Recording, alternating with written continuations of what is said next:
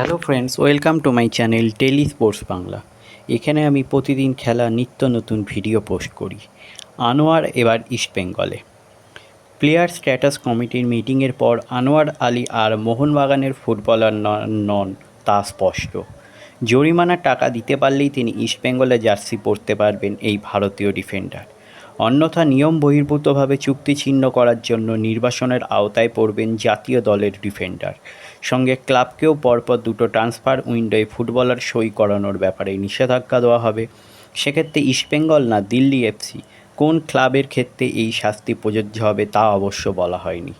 সূত্রের খবর, যে মুহূর্তে আনোয়ার মোহনবাগান ছাড়তে চেয়েছিলেন ক্লাব কর্তৃপক্ষ রাজি ছিল, কারণ সেই সময় মুম্বাই সিটি এফসি আনোয়ারকে নেওয়ার জন্য দিল্লি এফসির কাছে আগ্রহ দেখিয়েছিল।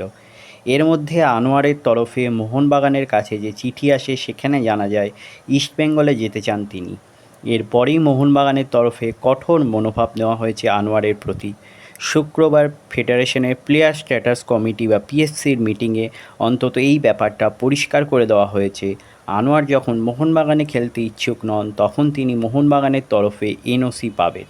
তবে তিনি যেহেতু ঠিকভাবে চুক্তি ছিন্ন করেননি তাই মোহনবাগানকে জরিমানা দিতে হবে। তবে এই জরিমানার অঙ্ক ঠিক হয়নি, ঠিক হয়েছে দিল্লি এফসি এবং ইস্টবেঙ্গল ক্লাব যেহেতু পার্টি, তাই তাদেরও এবার ডেকে কথা বলবে প্লেয়ার স্ট্যাটাস কমিটি। এরপর ফের কথা বলা হবে মোহনবাগানের সঙ্গে, তারপরই সিদ্ধান্ত নেবে কমিটি। জানা গিয়েছে আনোয়ারের সঙ্গে মোহনবাগানের চুক্তি ছিল 4 বছরে মোট 11 কোটি টাকা। প্রথম বছরে আনোয়ার পেয়েছেন 2.5 কোটি।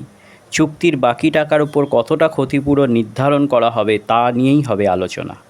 প্রক্রিয়াটি দ্রুত করার জন্য 5 দিনের মধ্যে নিজেদের বক্তব্য জানাতে হবে ইস্টবেঙ্গল এবং দিল্লি এফসিকে।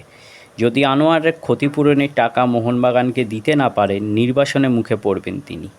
তাহলে এই হলো আজকে আমার ভিডিও।